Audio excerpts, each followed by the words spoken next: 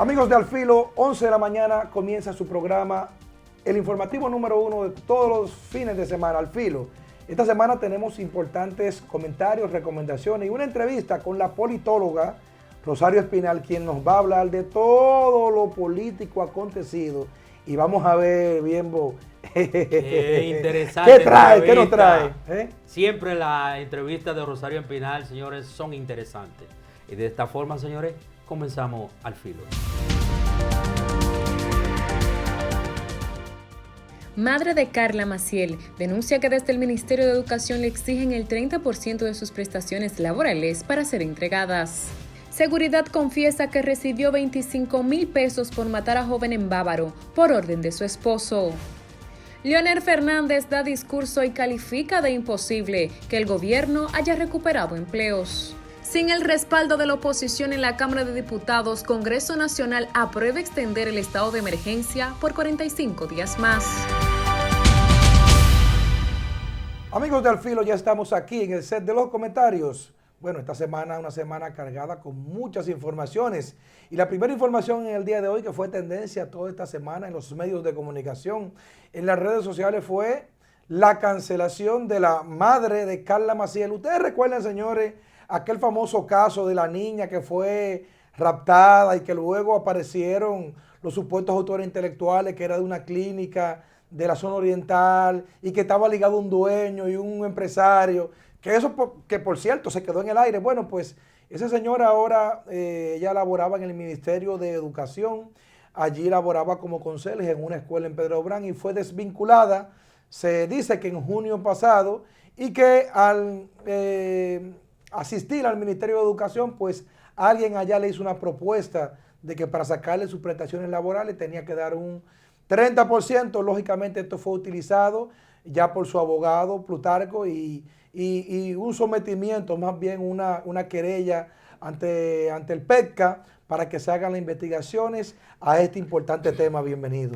Bueno, saludos amigos y saludos Feli, gracias por seguirnos nosotros. Mira Feli, sobre todo esta noticia ha sido comentada durante esta semana. Y déjame decirte que a través de, como tú decías, a través del abogado Plutarco se daba la denuncia. Sin embargo, el Ministerio de Educación envía una comunicación a todos los medios donde desmiente esa noticia, donde para pagarle las prestaciones laborales o de los servicios, en este caso a la madre de Carla Maciel, tienen que pasar por 3 instituciones, el MINER, el MAP y Contraloría. O sea que según el Departamento del Personal del MINER, esto sería imposible porque alguien está hablando mentira. Ellos procedieron a hacer una investigación y de inmediato enviaron lo que se llama una comunicación a todos los medios desmintiendo esa noticia. Porque, según se dice, la solicitud de la madre de Carla Maciel fue enviada el 17 de agosto para el MAP.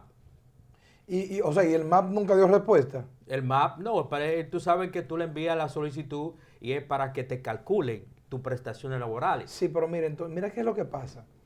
El Estado Dominicano, a raíz de la transformación institucional que tuvo en el 2006, 2007, 2010, todavía hasta el 2014, continuaron las transformaciones institucionales, descentralizó muchos procesos y muchas cosas. Entonces, aquí lamentablemente ya muchas personas saben cómo se maneja el Estado Dominicano y no es así.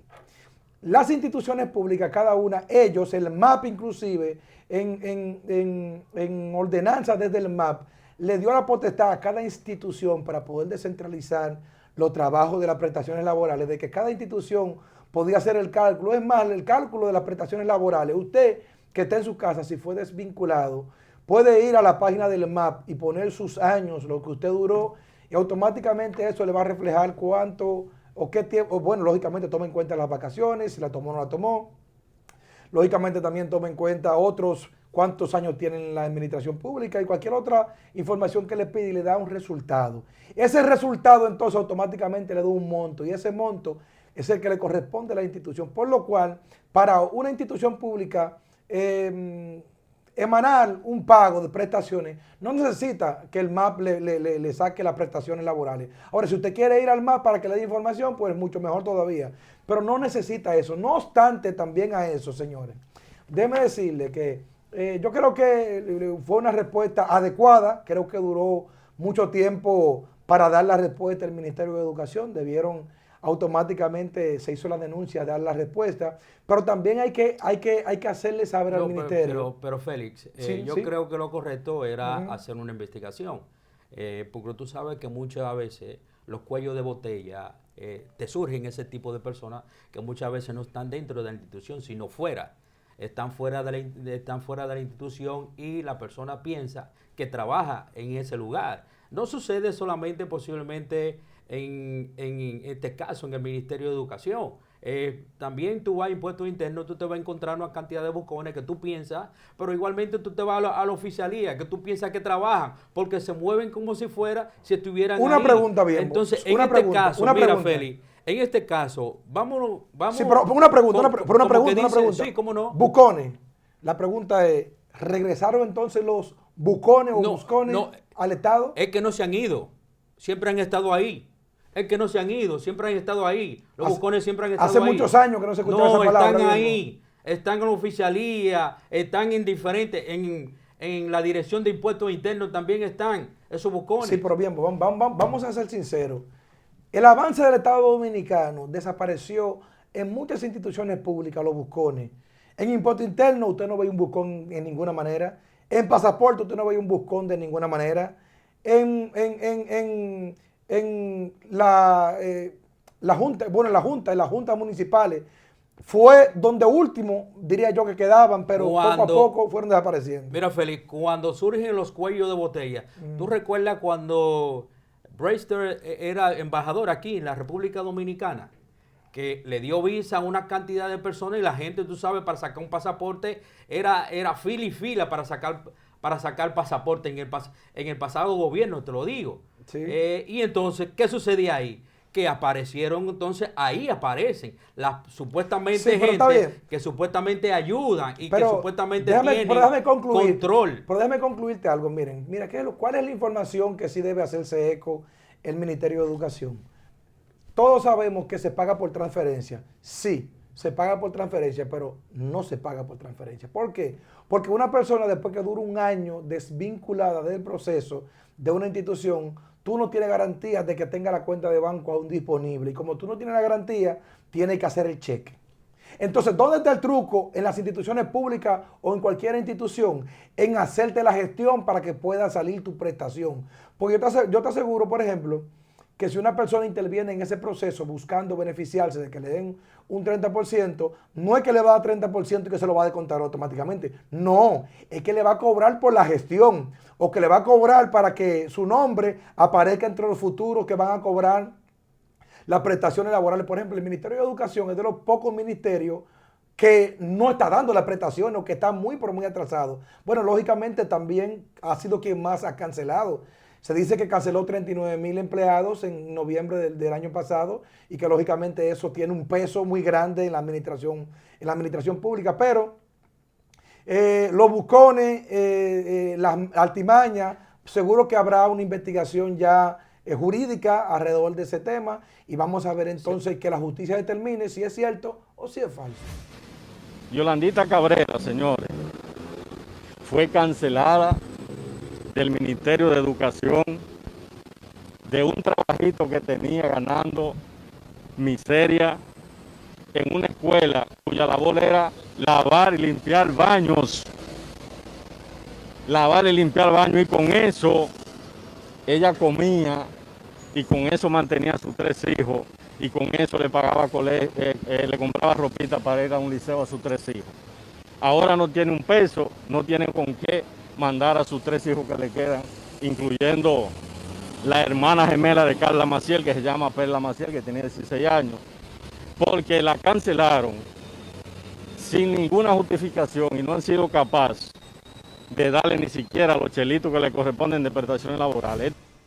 Bien, señores, continuando con las informaciones, una noticia que también fue tendencia durante esta semana fue la muerte de la joven Carolina. Carolina Ureña, que fue ultimada de 31 puñaladas, señores, en un residencial en Bávaro, Punta Cana. Esto ha consternado a todo el país porque matar a una joven de 31 puñaladas o de 31 estocadas es algo, señores, que son personas, o es una persona sanguinaria, porque darle 31 puñaladas a una joven para quitarle la vida, ahí hay un problema. Sucede que se comenzaba a dar la noticia de que la joven oriunda de Puerto Plata ya iba corriendo la noticia porque estaban hablando de 31 puñaladas que le quitaron la vida. A medida que fueron surgiendo las investigaciones, la policía atrapa al seguridad de residencial y el seguridad de residencial dice que que le quitó la vida fue supuestamente para violarla. Al no poderla violar, entonces le quitó la vida. Totalmente falso, después porque esa seguridad apenas tenía 4 días trabajando. A medida que avanzaban las investigaciones, señores, entonces se atrapa a su pareja para ese momento, que es el señor Roberto Reyes, que es un señor de 54 años de Sosúa. La joven asesinada es Carolina, que tenía 20 años, y el seguridad que está envuelto en el hecho principal, estamos hablando de Jeffrey Manuel López, que supuestamente el esposo de Carolina le ofertó 30,000 pesos para quitarle la vida. Y eso es lo que vale una persona. Y eso así mismo es.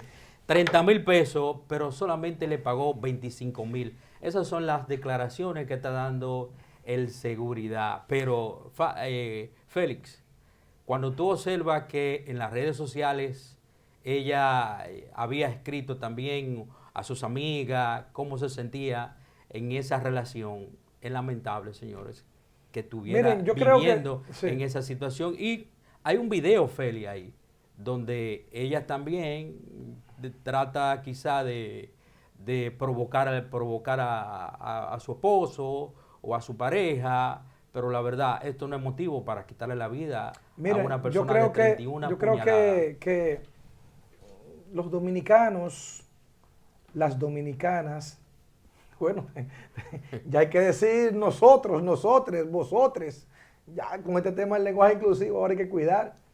Yo creo que los dominicanos debemos de llamar y hacer una reflexión de cuál es la sociedad que vivimos, de cuál es la sociedad a la que estamos apostando. Los políticos tienen o tenemos un gran compromiso, una gran responsabilidad con la nación en promover políticas públicas desde el Estado. Aquí es necesario, miren señores, aquí hay que promover los valores, aquí hay que promover la moral, aquí hay que promover la ética. Es imposible que un país, no importa el desarrollo económico, político y social que tengamos como nación. Yo creo que el fallo que tuvo el PLD, conversaba yo esta semana con una muy buena amiga que recientemente conocí, pero conversando con ella creo que tuve mucha afinidad, y me decía: Félix, el error que cometió el PLD desarrolló el país, hizo grandes obras de infraestructura, transformó por completo el Estado dominicano, lo modernizó.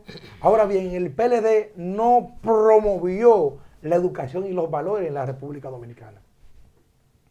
El PRM, que ha llegado con tanto ánimo y con tanto brío con este tema de contra la corrupción, yo creo que debería asumir esta lucha, y si no la asume el PRM, pues también tendremos que asumirla nosotros desde los medios de comunicación o desde cualquier espacio.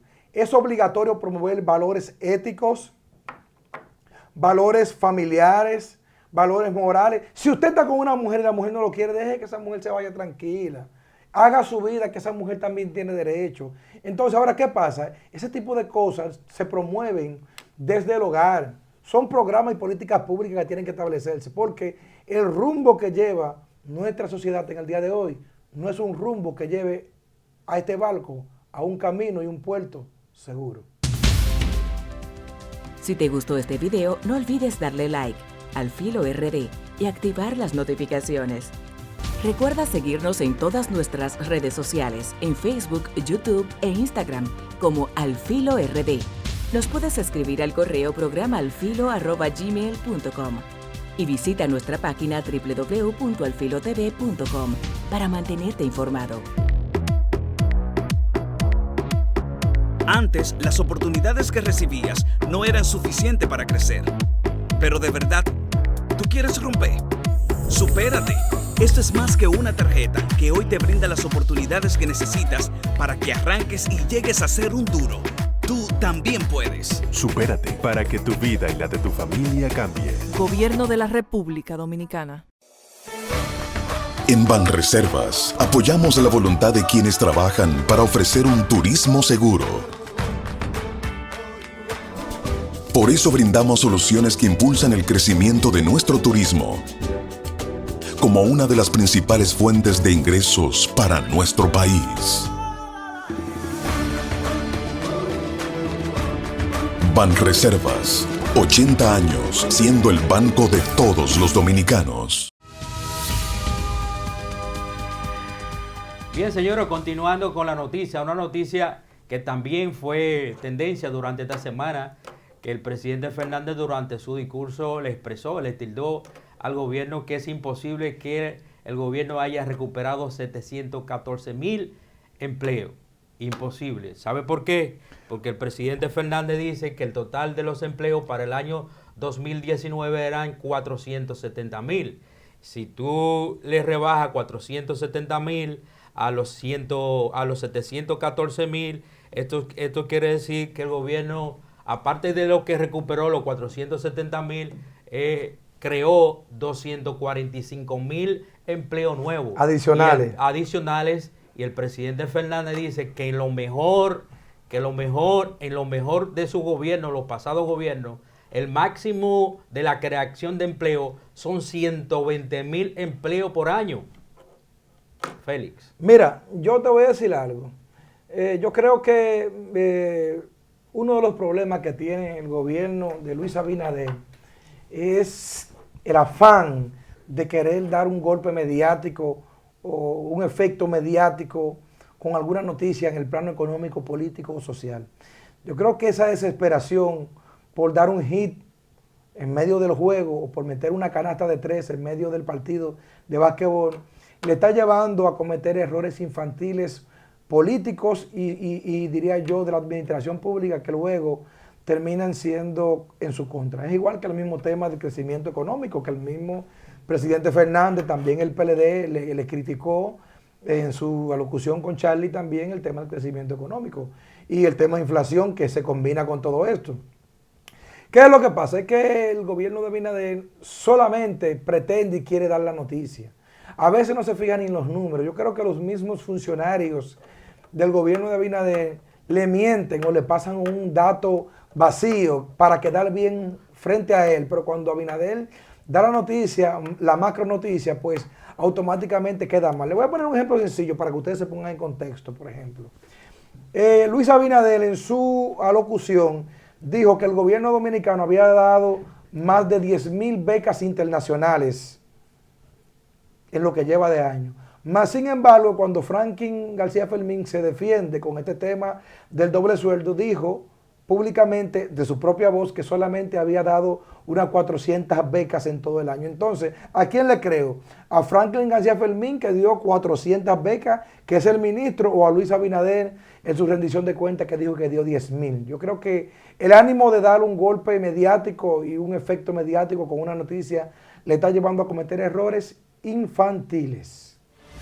Es imposible que se hayan recuperado 714,551 puestos de trabajo si en realidad solo se perdieron alrededor de 470,000. Si se hubiera recuperado esa cantidad de empleos, eso significa que el actual gobierno ya habría recuperado el 100% de los empleos perdidos en la pandemia y además habría creado 245,056 adicionales.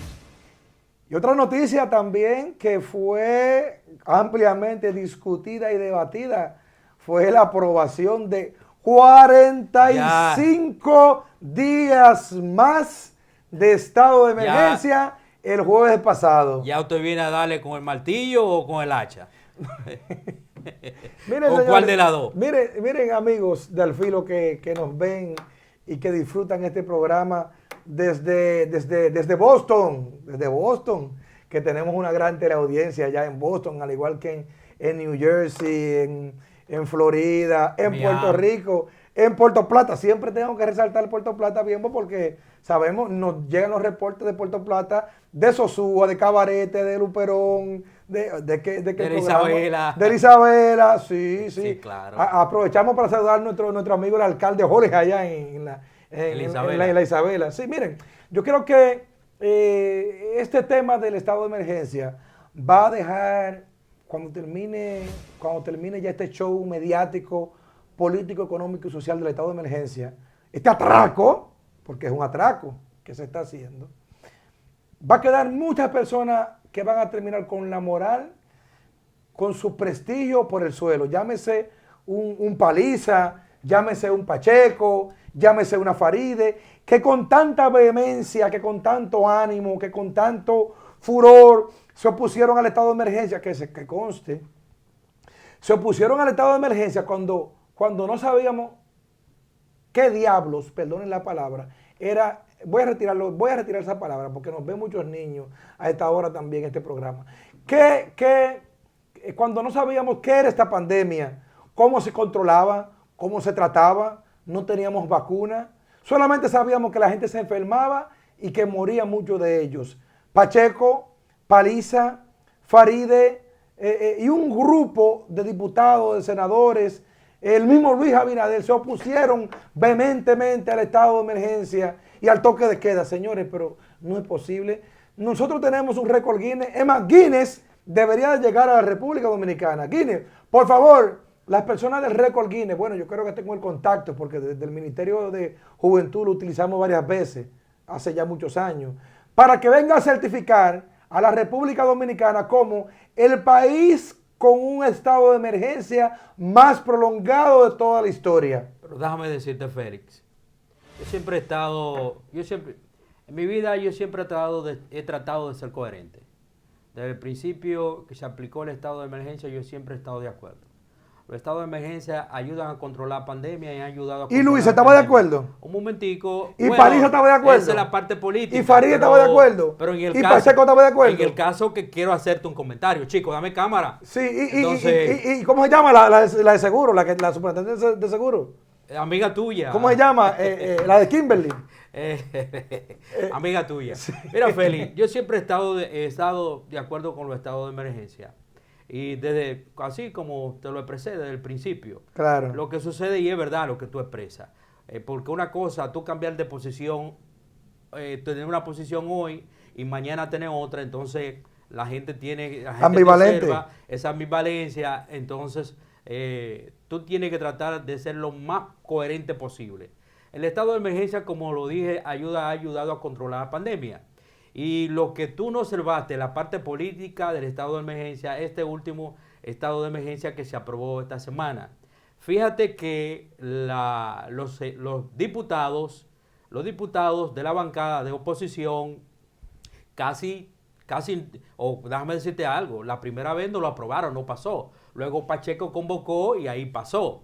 Pero luego pasó al Senado. En el Senado sí tuvo que haber una conciliación. ¿Y por qué pasó en la Cámara de Diputados? Déjame decirte algo, porque 3 diputados supuestamente del PLD aprobaron, supuestamente, estamos hablando, 3 diputados sí. 3 diputados del PLD supuestamente que no debieron votar, votaron a favor sí. del estado de emergencia. Sí. Ahora, ¿qué pasó? Pasa al Senado. En el Senado, ahí sí hubo una conciliación. De una vez el presidente del Senado se da cuenta que no tiene los votos necesarios para pasar el estado de emergencia por la situación que se están dando. Y se puso de acuerdo con la fuerza del pueblo también. ¿Qué sucede? Lo envió a la Comisión de Salud. La Comisión de Salud invitó al ministro de Salud Pública, al ministro Rivera, y el ministro Rivera dijo que el estado de emergencia es necesario porque ayuda a controlar la salud, a controlar la pandemia. Y cuando la población tenga el 70% de los vacunados con las 2 dosis, no será necesario el estado. Yo voy a revelar aquí. Eso fue uno de los argumentos que el ministro de Salud Pública tuvo que ir allá al Senado a explicarle a los senadores. Después de ahí, la comisión del Senado dio el visto bueno y fue aprobado. Yo voy a revelar aquí lo que pasó en la Cámara de Diputados, señores, con la aprobación del estado de emergencia. Le voy a decir cómo ocurrió, con punto y coma y detalle, como si hubiese estado presente, porque me lo contaron los actores del proceso. El que 3 diputados del PLD, 2 hayan votado que no. Actores con interés o desinterés. Uno haya votado que, 2 hayan votado que no, y uno que sí, no marcó la diferencia ni para bien ni para mal en ese proceso. No, les voy a decir por qué. Los diputados del PRM son mayoría en el Congreso Nacional. La Fuerza del Pueblo no tiene mayoría, pero tiene una gran bancada en el Congreso Nacional. ¿Qué pasa? Cuando la Fuerza del Pueblo se quedó a votar, le hizo el quórum al PRM y con los 15 votos no al PRM, con 70 y pico, 80, que sí lograron pasar los 96 votos del quórum requerido. ¿Y qué así? Dame un segundito. ¿Qué hizo el PLD? Para evitar el quórum se retiró. Si la Fuerza del Pueblo, que en principio en la mañana, en rueda de prensa, Omar Fernández, por ejemplo, había dicho que no iban a apoyar el toque de queda, el estado de emergencia, perdón, no lo iban a aprobar. Si ellos se retiran, como se retiró el PLD, el estado de emergencia no pasa. Pero ¿saben qué pasó? Que hubo una llamada, lo voy a decir aquí, una llamada. ¿Y qué hicieron 3 diputados del PLD votando a favor? No tiene que ver. Pero 3 diputados. Eso es irrisorio. ¿Y sabe cuál fue el cuestionamiento? El cuestionamiento. Eso es irrisorio. ¿Sabe? Es irrisorio. Hubo una llamada telefónica que le hicieron a Rubén Maldonado, lo voy a decir aquí. Le hicieron una llamada a Rubén Maldonado y Rubén Maldonado hostigó. ¿Y quién hizo esa llamada? Hostigó. No me van a decir lo que lo digo. Pero dígalo. Fue el PRM que lo hicieron. Una llamada del PRM. No. Del PRM. Y hostigó a los diputados de la Fuerza del Pueblo, como el diputado de Santiago que lo hostigaron para que votaran. Y si me escucha mucho digo el nombre. Lo hostigó para que votaran. Para que votaran, pero no, para que hicieran el quórum. Entonces, los 15 diputados... Usted quiere salirse del problema echándole la culpa al otro. Sí, lo que pasa yo le pregunté, ¿qué hacen dígame. 3 diputados del PLD votando a favor si están en contra? Sí, muy bien. Te respondo a los diputados. Yo creo que los 3 diputados actuaron mal. Hay uno de ellos que se declaró... La pobre defensa del vocero de ustedes, se confundió, se confundieron. Pero tú me vas a preguntar y me vas a hablar o vas a hablar tú solo. Dime para yo saber. No. Ok, esos 3 diputados es cierto. 2 votaron que no y tenían que retirarse como los demás. Y uno votó que sí porque se declaró amigo de Abinader. Ahora bien, esos 3 diputados no marcan la diferencia. La diferencia la marca los 20 votos que se quedan presentes para hacerle el quórum al PRM. Y esos 20 votos entre el PRM y el reformista que se quedaron fue que le hicieron el quórum para que se pudiera aprobar. Y esa llamada que le hicieron a Rubén Maldonado para que hostigara a los miembros de la Fuerza del Pueblo, pese a no estar de acuerdo, tuvieron que votar finalmente. Y por eso hoy tenemos 45 días más en la costilla. Necesario. Mi comentario. ¿En dónde están los desaparecidos? ¿O dónde van los desaparecidos? En los últimos días, la policía ha reportado que 5 personas han sido reportadas como desaparecidas. En apenas 48,000 kilómetros cuadrados que tiene la República Dominicana, no están. Los familiares lo buscan en los matorrales, no aparecen. Los buscan en los hospitales, no aparecen. Los reportes policiales tampoco dicen nada. Y el pueblo se pregunta, ¿en dónde están los desaparecidos? Que no aparecen ni vivos ni muertos. Los familiares se llenan de angustia, los amigos se desesperan y la comunidad se llena de miedo. Señores, esto nos llena de preocupación a los ciudadanos, porque con apenas 48,000 kilómetros cuadrados, 5 ciudadanos aún no han podido aparecer o ser encontrados. Según un reporte de los derechos humanos, en el mes de agosto, alrededor de 30 personas han sido reportadas como desaparecidas. Y estos datos es alarmante. En los últimos 5 años alrededor de 10.000 personas han sido reportadas como desaparecidas. La verdad que esto nos tiene que llenar de preocupación ante esta situación. Esto es lamentable que esté sucediendo en la República Dominicana. En los últimos días los periódicos nacionales se están llenando de titulares como este. Una ola de desaparecidos están surgiendo en la República Dominicana.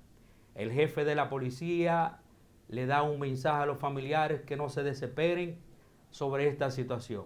El defensor del pueblo, Pablo Ulloa, se reunió con el jefe de la policía y otros sectores para tratar de buscar solución para que sientan un apoyo de su desaparecido. Este es un tema que nos llama mucho a la atención, porque la gente se pregunta dónde está la niña Carla Michelle, que aún no aparece, dónde está el joven Eric Contador, que salió de su casa y apareció su vehículo quemado, sin embargo, él no aparece. ¿Dónde está el señor o el actor Arvin Iturbi, que también salió de su residencia, apareció el carro, sin embargo, él no aparece? Igualmente, una persona que también ha sido reportada como desaparecida ha sido el señor Valdés, que duró 12 años en La Victoria y salió supuestamente para Monte Plata desde el local de los derechos humanos y aún no aparece. Esto nos llena de preocupación. Hacemos el llamado al defensor del pueblo, Pablo Ulloa, para que ponga énfasis en esta situación. Muchas gracias. Si te gustó este video, no olvides darle like, Al Filo RD, y activar las notificaciones. Recuerda seguirnos en todas nuestras redes sociales, en Facebook, YouTube e Instagram, como Al Filo RD. Nos puedes escribir al correo programaalfilo@gmail.com y visita nuestra página www.alfilotv.com para mantenerte informado. Recibimos un sistema de salud con serias limitaciones para luchar contra la pandemia, con pocos medicamentos, pocas pruebas PCR y pocos médicos. En apenas meses cambiamos esto. Te dimos un seguro médico gratuito de SENASA.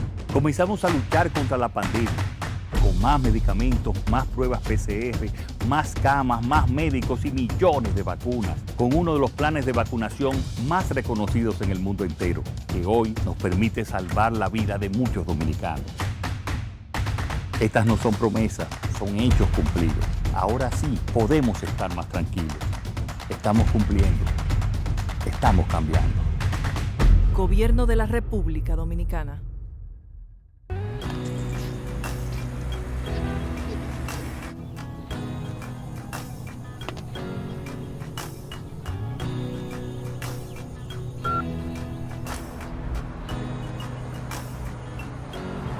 Sigue estudiando, ven para acá. Denle ustedes, yo tengo que seguir para romper. ¿De qué me sirve Preventigue si puedo superar? Y lo mejor es que como ya nos superamos, puedo devolver la tarjeta para que se la den a quien más la necesita. Supérate es más que una tarjeta. Te brinda oportunidades, capacitación y más para que puedas arrancar y tirar para adelante. Supérate para que tu vida y la de tu familia cambie. Gobierno de la República Dominicana. Atención, si tienes más de 18 años, ya puedes vacunarte contra el COVID-19. ¿Qué estás esperando? Contamos contigo. Ya te toca. Vacúnate.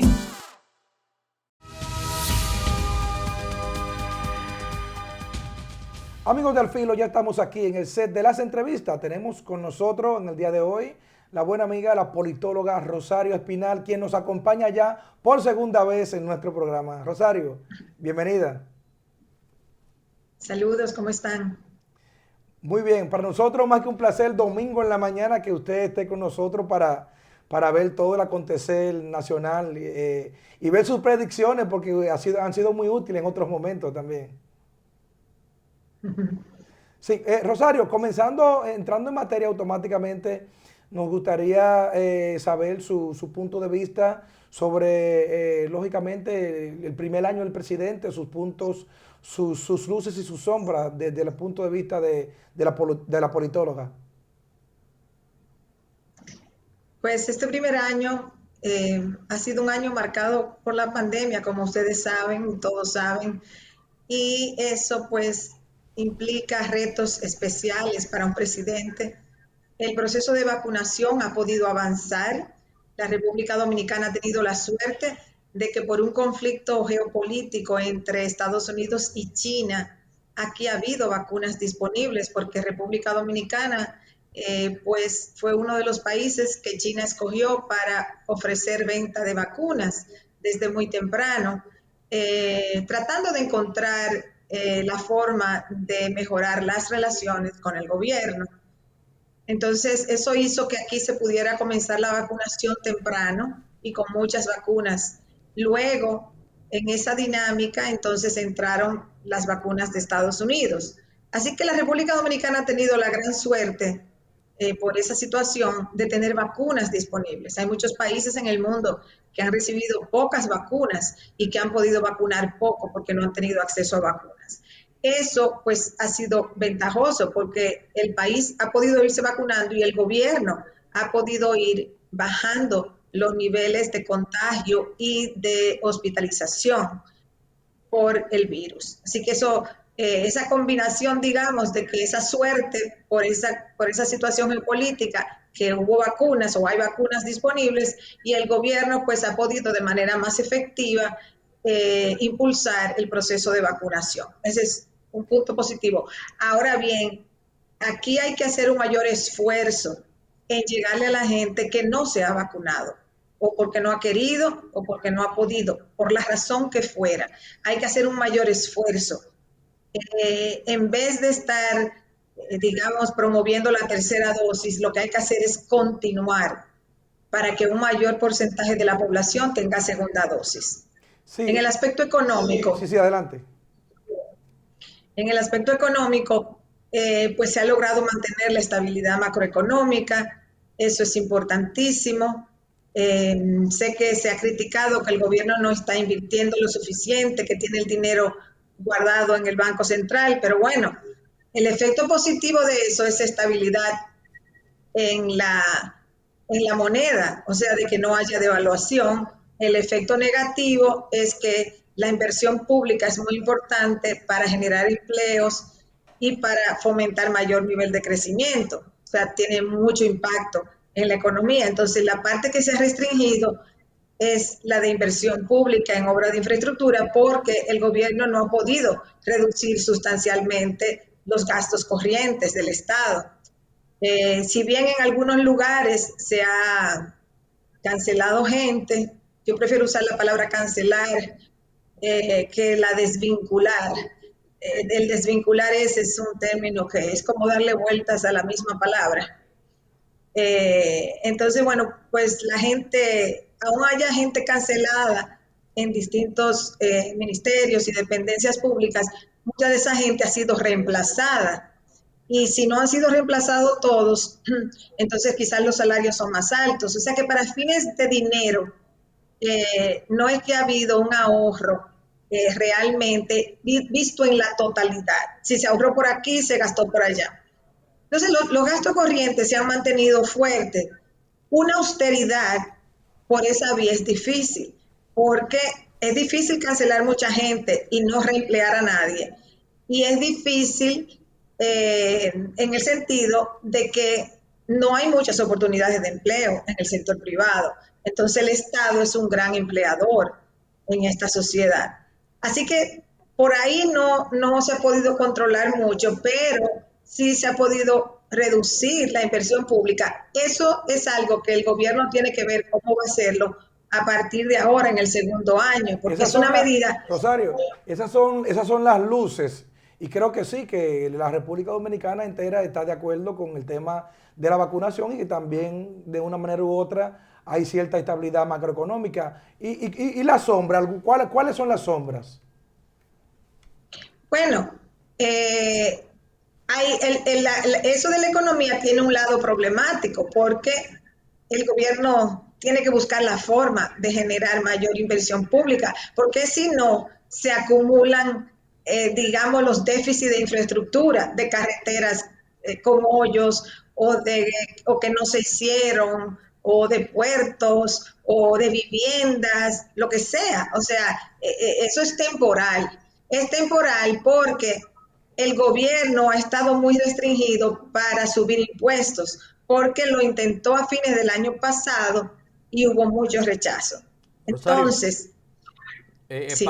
Parte también de la popularidad del presidente Luis Abinader se basa en una justicia independiente. ¿Cuál es su opinión sobre eso?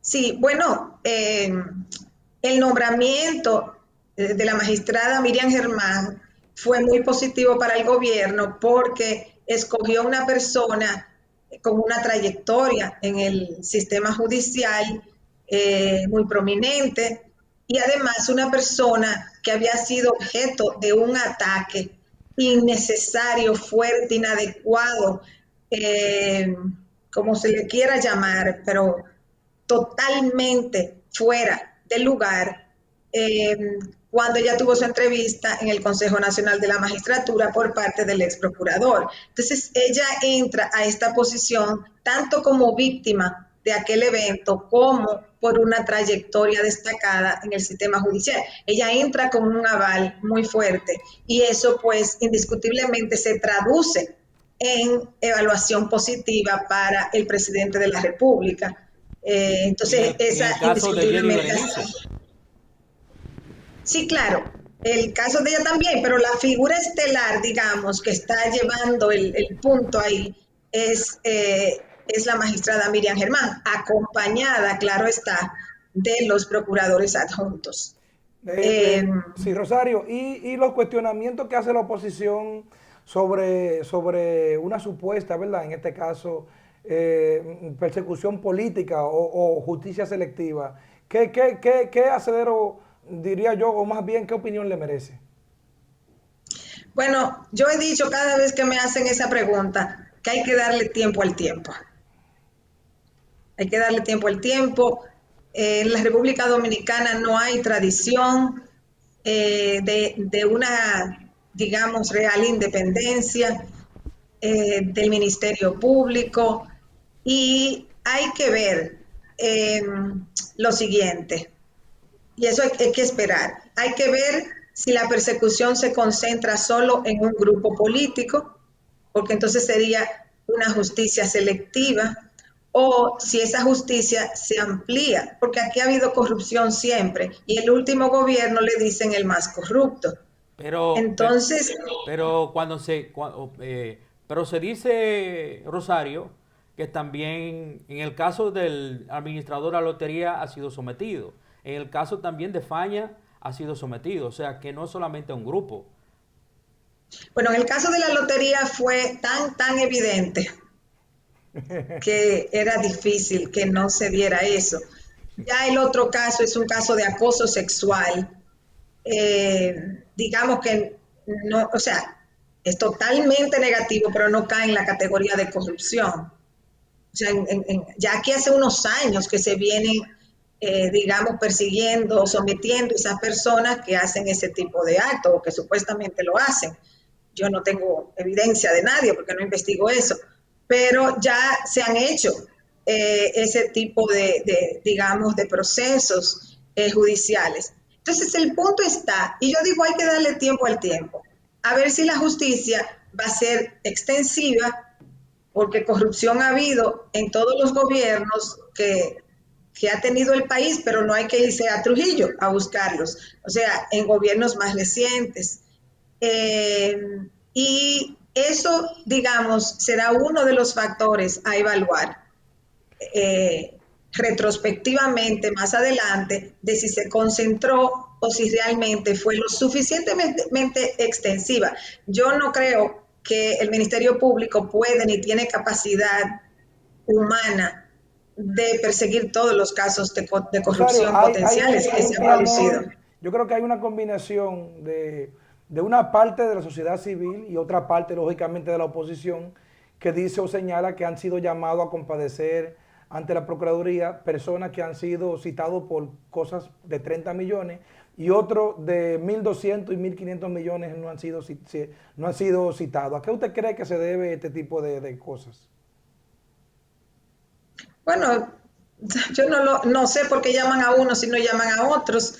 Eso habría que verlo posteriormente, por qué llaman a unos, porque hay unos que no son agraciados y otros que son agraciados, y eso hay que verlo. Miren, no hay país en el mundo que haya podido de manera repentina o en corto plazo enfrentar la corrupción sistémica e histórica. Eso es imposible, humanamente hablando. No hay ningún ministerio público, por más independiente que sea, que pueda, porque esto es una historia de toda la vida republicana, los casos de corrupción. Entonces, humanamente no se puede.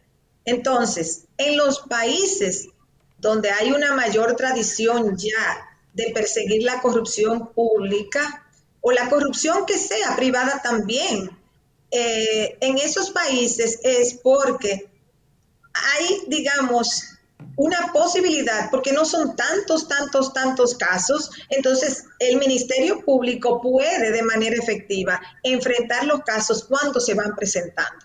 Rosario, pero aquí lo que hay es un cúmulo de eventos de corrupción y no hay un ministerio público en ningún país del mundo que pueda enfrentar todo eso a la vez. Rosario, entrando un poquito a la parte política, ya lógicamente Luis Abinader tuvo su primer discurso o estilo rendición de cuentas, ¿verdad? Y dos posiciones políticas opositoras en su momento se presentaron, la del Partido de la Liberación Dominicana, encabezada por Charlie Mariotti, su secretario general, y por otra parte la Fuerza del Pueblo y Leonel Fernández, ambos criticando el discurso de rendición de cuentas de Abinader.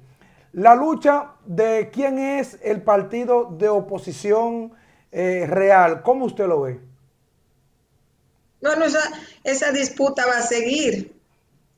Eso hay que dejar que el tiempo avance también, porque lo que hay ahora mismo es que el PLD se dividió. De un lado está Leonel con un partido pequeño tratando de crecer, de avanzar para lograr su objetivo, que es volver a ser presidente por cuarta vez. Ya se ha postulado 4 veces, buscará una quinta en el 2024, una quinta postulación, buscando ser presidente por cuarta vez. Eso es la Fuerza del Pueblo, o sea, un instrumento partidario para el poder tener esa plataforma. ¿Por qué? Porque él tomó la decisión de irse del PLD, una decisión que no tuvo sentido cuando lo hizo, porque o quizás él pensó que el PLD ganaba seguro y él no iba a tener opción ahí por muchos años, porque si no tenía sentido que él se fuera del PLD, él debió haberse quedado. Si en su cálculo él se hubiese imaginado que el PLD podía perder, él se hubiese quedado ahí y hubiese sido, digamos, heredero de esa candidatura, pero él se fue. Entonces él ahora tiene que construir ese partido y echar adelante. Pero, él tiene casi... Pero Rosario, Juan Bosch se fue del PRD, construyó el PLD. Juan Bosch no tenía como meta fundamental de su vida ser presidente. Esa es una gran diferencia. Juan Bosch podía pasarse hasta el final de su vida haciendo educación política, que eso era lo que él hacía de manera más efectiva. Ese no es el caso de Leonel Fernández. O sea, Leonel Fernández no tiene la Fuerza del Pueblo para dedicarse ahora a formar cuadros políticos para que en 20 o 25 años lleguen al poder. El PLD duró 23 años, del 73 al 96, para llegar al poder. Y ya incluso no fue con Bosch que pudo llegar. Ese no es el proyecto de Leonel Fernández. Pero nosotros estamos mirando a diario que el único partido que está juramentando es la Fuerza del Pueblo. ¿A qué se debe eso? Bueno, a que es un partido... La semana pasada juramentó una diputada y así sucesivamente. Lo vemos a diario. Bueno, eso es lo que tiene que seguir haciendo para crecer. O sea, tiene que seguir juramentando. ¿Cuál es la estrategia de la Fuerza del Pueblo? Seguir drenando el PLD, porque ellos no tienen mucho para dónde crecer. Ellos tienen que tratar de drenar el PLD, que es donde hay un potencial no puede drenar al PRM, porque la base natural del PRM es PRMista que viene del PRD. No puede drenar mucho, digamos, de los sectores independientes de sociedad civil que se han articulado más ahora en torno al PRM. Esa gente no va a mirar para el lado de Leonel Fernández. Entonces, el proyecto de la Fuerza del Pueblo es tratar de drenar al PLD lo más que pueda. Esa ha sido su misión hasta ahora y seguirá haciéndolo. Pero por otro lado, quien está en el Palacio Nacional no es el PLD, es el PRM. Entonces, durante el discurso de Fernández, el lunes de esta semana, daba una declaración y el que le contesta es el director del Banco Central. ¿Por qué? Bueno, Leonel Fernández es un expresidente y un expresidente que fue 3 veces presidente, no es cualquier persona. Eso por un lado. Por otro lado, siempre el Banco Central ha sido muy celoso cuando se utilizan sus datos. Es normal, porque lo hemos visto, o sea, ha sido una política del Banco Central responder, sea con una carta, un comunicado, una intervención del gobernador, lo que fuera. Entonces, como el Banco Central argumentó que Leonel Fernández hizo un cálculo equivocado, pues sale el banco a responder. ¿Por qué el gobernador? Bueno, quizás la razón es porque fue a un expresidente, sí. No fue a un funcionario, digamos, a un ex senador o un exdiputado. Por último, ya que con usted el tiempo siempre se nos va muy rápido, pero no nos gustaría que se acabara el tiempo y que usted no nos diera su opinión sobre una nueva prórroga del estado de emergencia en la República Dominicana. ¿Qué opinión le merece? Mira, la verdad, yo no tengo mayor comentario sobre el estado de emergencia. Yo pienso que lo han politizado demasiado, lo politizó el PRM cuando estaba esta pandemia en sus inicios, que era horrible, porque no sabíamos qué era esta enfermedad, estábamos todos perdidos, todos los gobiernos estaban perdidos, todos los sistemas de salud no sabían cómo manejar esta situación, estábamos todos aterrorizados. Entonces, el PRM lo manipuló en aquel momento políticamente y solo veía ventaja electoral en los estados de emergencia. Entonces, ahora cambiaron de opinión porque están en el gobierno y quieren estados de emergencia. Si el estado de emergencia lo usan para regularizar o para regular, mejor dicho, tiempos de apertura de negocios, de movilidad de la gente, o sea, para cuestiones de ese tipo, yo no le veo el mayor problema al estado de emergencia. Ahora, si se incluyen otras cosas, ya sería diferente. El gobierno, de todas maneras, tiene que ir pensando porque se le va a crear ese estigma de que sigue y sigue y sigue usándolo. Entonces, el gobierno debería buscar la manera de ver cómo termina, porque ya el país tiene 1 año y medio en estado de emergencia. Muchos países están enfrentando la pandemia sin un estado de emergencia. Yo lo diría más por el lado político, porque honestamente, desde el punto de vista de la salud, yo no le veo ningún problema a que el gobierno establezca controles de circulación o de los horarios de apertura de los negocios y ese tipo de cosas. Yo creo que esta es una enfermedad que ha dado fuerte, que ha golpeado fuerte a la humanidad y que hay que buscar mecanismos de control y que hay demasiada gente fuera de control y que no quiere controlarse. Y eso es un problema en muchos países, incluido este. Rosario, muchísimas gracias por estar con nosotros. A ustedes pues no se vayan, hacemos una pequeña pausa y regresamos ya con la parte final del programa. Si te gustó este video, no olvides darle like, Al Filo RD, y activar las notificaciones. Recuerda seguirnos en todas nuestras redes sociales, en Facebook, YouTube e Instagram, como Al Filo RD. Nos puedes escribir al correo programa alfilo@gmail.com. Y visita nuestra página www.alfilotv.com para mantenerte informado. El país demandaba justicia, porque algunos se creían intocables. Pero esto cambió. Inmediatamente nombramos una Procuradora General independiente para enfrentar la impunidad y la corrupción sin culpables favoritos y sin vacas sagradas, para recuperar lo que te pertenece. Por primera vez tenemos un gobierno que no interviene en el Poder Judicial. Estas no son promesas, son hechos cumplidos. Ahora sí, vivimos en un país más justo. Estamos cumpliendo. Estamos cambiando. Gobierno de la República Dominicana. En Banreservas apoyamos la voluntad de quienes trabajan para ofrecer un turismo seguro. Por eso brindamos soluciones que impulsan el crecimiento de nuestro turismo, como una de las principales fuentes de ingresos para nuestro país. Banreservas, 80 años siendo el banco de todos los dominicanos.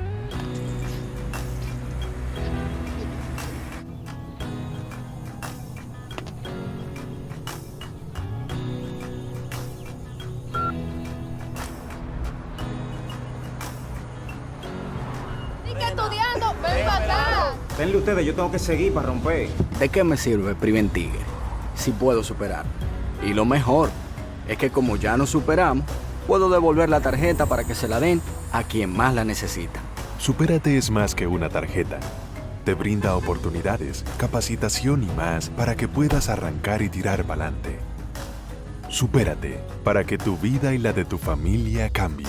Gobierno de la República Dominicana. Amigos de Al Filo, hemos llegado a la parte final del programa. Como siempre, agradeciendo el calor de su sintonía, que nos prefieren todos los domingos.